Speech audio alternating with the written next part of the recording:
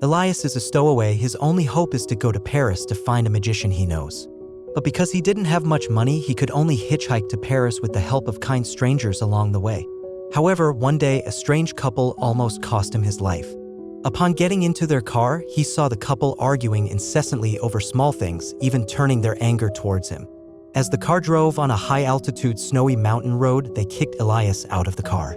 Faced with such a cold environment, dressed thinly, he was at risk of freezing to death at any moment. Fortunately, a lorry driver spotted him alone and picked him up out of kindness. Seeing him shivering from the cold, the driver kept rubbing his back with his hands, and another passenger took out alcohol to warm him up. Their warmth made Elias quickly forget the past hardships, and they soon arrived at a crossroad between Paris and Hamburg. Reluctantly, Elias bid farewell to the two and got off the car. Before parting ways, the two even gifted Elias a warm jacket. And so, Elias set off alone once again on his journey to Paris. However, as soon as he entered the city, a car suddenly stopped in front of him and two men blocked his way, asking Elias to show his identification. Seeing his confusion and influent French, they confirmed their suspicion that he was a stowaway. They then recommended a job to him, promising that if he worked for 6 months, the factory would provide him with legal documents. Without fully comprehending, Elias was persuaded by them and got into the car, unaware of the inhumane treatment that awaited him. Upon arriving at the factory, Elias worked twice as hard every day to prove his dedication in order to obtain his documents earlier. However, his diligence only added to the burden of the local workers. Soon, a senior worker revealed the truth to him while in the toilet. T'as promis des papiers, hein? Oui. Tu les verras jamais. Alors arrête de nous faire chier! When he finally received his salary at the end of the month, Elias realized what the worker meant. The whole job was a deception. They had promised 200 euros a month, but the money was deducted by 140 euros for food, accommodation, and living expenses. Seeing the meager meal in front of him priced at 6 euros, the illegal workers couldn't help but walk into the cafeteria where the regular employees ate, but they were stopped by security when they tried to take the meal meant for the regular employees. Elias offered to pay for the meal, but the security guard still refused to budge. In anger, Elias poured the meal over the security guard. Seeing this, other illegal workers also started pouring their meals on the ground. However, the now calm Elias knew that this chaos would only attract police. After breaking free from the security guard who was grappling with him, he immediately escaped through the kitchen's back door.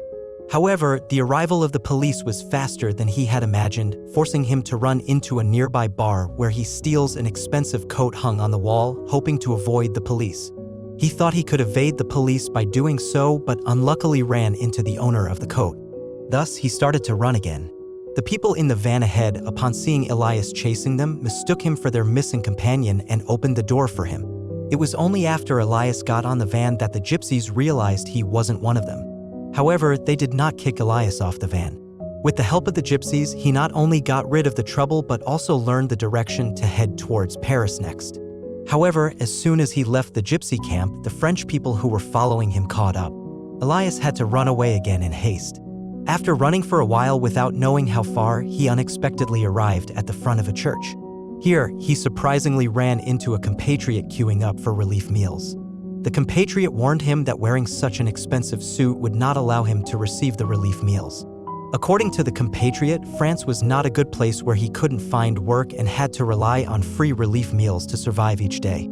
He then took Elias to the refuge where homeless people usually slept. Being not fluent in French, Elias asked the compatriot to teach him French.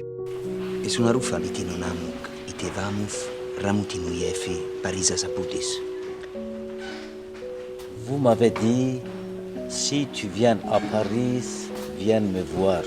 In addition, the compatriot also told him that it would take about 5 hours by train to get to Paris from here, but walking was uncertain. Upon hearing this, Elias took out all the cash he had on him, only to find out it was not enough to buy a train ticket. The compatriot then took out some money from his pocket and gave them to Elias, who hesitated but eventually accepted the kind gesture. The compatriot also informed him of the location of the nearby train station and advised him to take care of the expensive coat as there were too many thieves at the refuge. Obediently, Elias pressed his clothes with his hand and drifted off to sleep, imagining the wonderful life he would have after finding the magician. However, when he woke up the next morning, he discovered that his coat had been stolen and the compatriot next to him had disappeared. Seeing this, a nearby homeless man started laughing, seemingly anticipating Elias's misfortune. Hearing the blatant mockery from the man, anger surged in Elias's heart. Taking advantage of the man's moment in the toilet, Elias quietly swapped the clean clothes on the bedding and used all his cash to purchase a train ticket to Paris. Soon, he arrived in Paris and wandered around asking about the magician with the business card. However, the street cleaners had never heard of the place. Calling over a nearby vendor for help didn't yield any results either. At that moment, a street guide recognized the business card saying the magician maybe was in Avenue de Champs-Élysées, but before he could finish, they all suddenly seemed terrified and began running away. The business card was swept into the sewer by the rushing water. Seeing the approaching police car, the street cleaner kindly advised Elias to head to the Avenue de Champs-Élysées and discreetly gestured for him to leave quickly. So, Elias stumbled towards the street. Along the way, the enticing smell of food from a bakery made him realize he hadn't eaten anything all day. Seeing a beggar on the roadside, he cleverly imitated their actions. However, he was harassed by other beggars on the street until a woman intervened and took him back to her apartment. After hearing what he wanted to do, she then gave him a clean suit, a necessary change to avoid being arrested by the police due to his appearance. Regaining his confidence, he stepped out of the apartment but was immediately targeted by 2 police officers. Fortunately, they were only concerned for his well-being and pulled him aside. With the suit's blessing, he not only avoided curious looks but also had girls approach him and lead him to their destination. They squeezed into the subway station in a group of 3 using 1 ticket. With their guidance, he finally arrived at the street. As he contemplated how to find the magician, a conspicuous red sports car suddenly appeared with the magician Elias had been yearning for. Watching the magician perform incredible tricks for the children, Elias couldn't help but smile. After the performance ended and the crowd dispersed, he eagerly ran up to the magician. Je m'appelle Elias, alias. Vous m'avez dit, si tu viens à Paris, viens me voir. Tu m'as vu et tu es à Paris. Watching the magician's gradually disappearing figure, Elias shed tears for the first time. He lonely toyed with the magic wand in his hand. Suddenly, a white light flashed and the distant Eiffel Tower began to shine brightly. He couldn't believe what he was seeing. After a moment of hesitation, his eyes gradually became firm. Without looking back, he headed towards the gleaming tower. The movie ends here. Elias came to the West to improve his life, but reality repeatedly knocked him down. It wasn't until a casual promise from the magician reignited his hope for life. Even though he was deceived and bullied on this journey, and despite having numerous opportunities to live a peaceful life along the way, he still chose to chase after the paradise in his heart.